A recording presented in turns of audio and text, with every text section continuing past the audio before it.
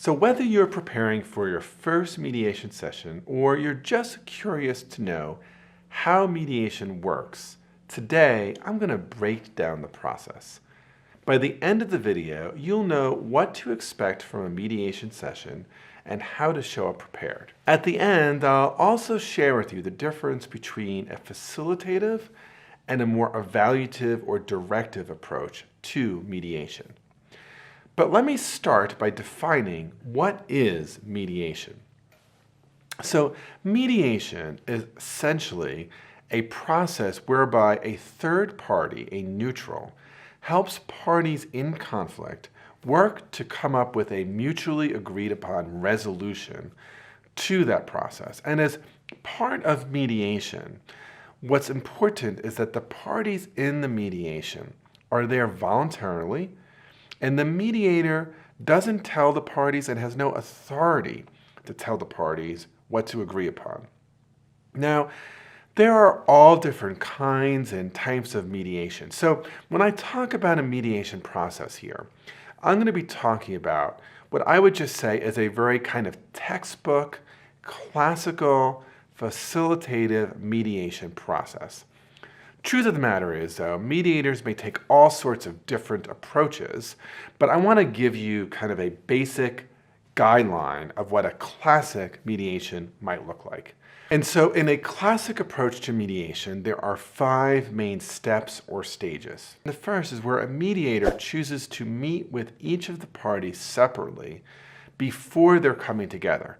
Now, I want to say actually some mediators don't do this, but most mediators do have some kind of pre-mediation session with each of the parties. And part of what they're doing there is to get a sense of the conflict and what the interests are of the parties and to kind of get a sense of what the mediation itself might look like. Then the parties actually come together. And in the first step, the mediator usually talks a little bit about what their role is and what the process for the day or the mediation is going to look like. So a mediator will remind the parties that they are in the role of a neutral, that their role is to help the parties come to an agreement, but not to make any decisions. They also remind the parties that a mediation is an entirely voluntary process, that anyone can opt out at any time. In many situations, they will remind the parties that the mediation process itself is confidential, and in many jurisdictions, whatever happens in a mediation can't ultimately be brought into a court. They'll also ask if the parties have any questions about the process and what's going to happen next. Once this kind of introduction is done, usually a mediator will invite each of the parties to share their perspective of what has happened. And in doing that, they may ask the parties to share a little bit about key events, what's most important to them, what a good outcome might look like for them, and what a good outcome might be for the other side. And during this time, the mediator will typically ask the side who isn't talking not to interrupt, but just to let each side tell their side of the story. The mediator will then do a summary to make sure that each side really has been heard and feels like they've been understood. The next phase then is the mediator uses these stories to help the parties move from their bottom line positions to their underlying interests. Now, I have lots of videos on this channel that talk about the difference between positions and interests. But typically in a conflict, a position is what someone says they want. It's their list of demands. The interests are the underlying needs, concerns, goals, desires, and fears that are motivating those demands. And the real value that a mediator brings to this process is helping the parties move from these hardened positions to the underlying interests. Because once you get the underlying interests identified, this can open up the space for the 4th stage in a mediation, which is working with the parties to brainstorm solutions. Now, to be clear here, mediation is not primarily about compromise, meaning that while people may need to move off of their positions, they typically can have most of their interests met. And so the goal here is as much as possible to use the identified list of interests to brainstorm a set of options that might be mutually acceptable to both sides. In order for this to work, any solution has to meet the interests of all the sides.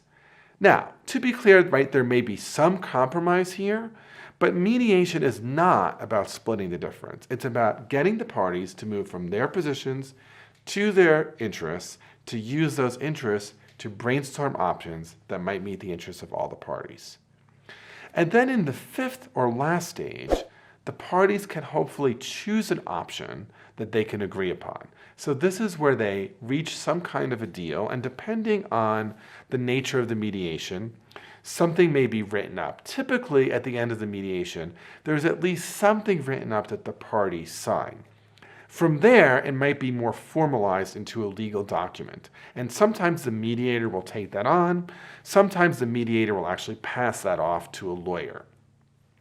In a situation like this, it's really important that each party only reach an agreement if they feel that the deal that's been reached is better than what's called their BATNA, their best alternative to a negotiated agreement. In other words, each of the parties has to be persuaded that whatever they've worked on in mediation together is better than what they might get outside of the mediation, either from a court or from walking away from the situation.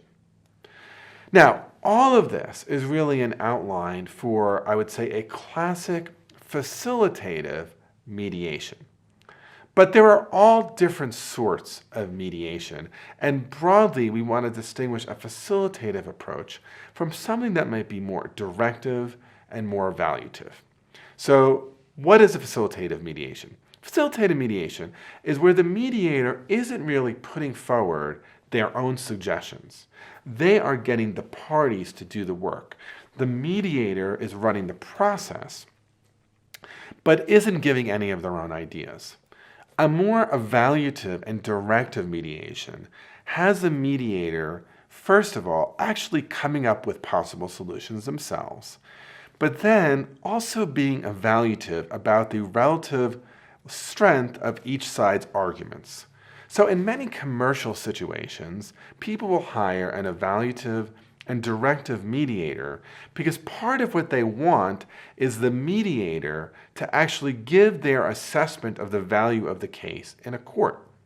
However, in a situation that maybe isn't operating in the shadow of the law, so let's just say a conflict over a family business succession plan, or a conflict that might occur within a department amongst leaders, there, a more facilitative approach to a mediation might be preferred because there's nothing really to evaluate, and preserving the relationships and having the parties learn to work with each other is actually much better.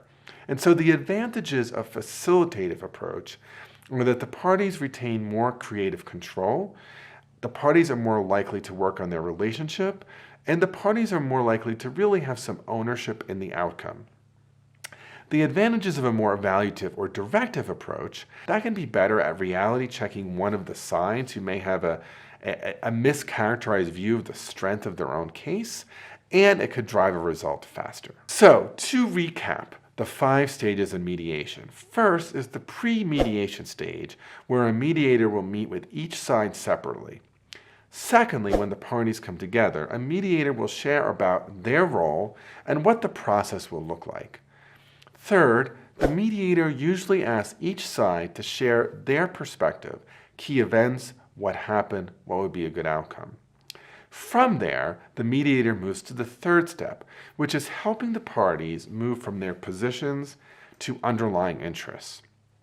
Once the interests have been identified, the mediator moves to a phase where they invite the parties to brainstorm possible solutions that would meet the parties' interests.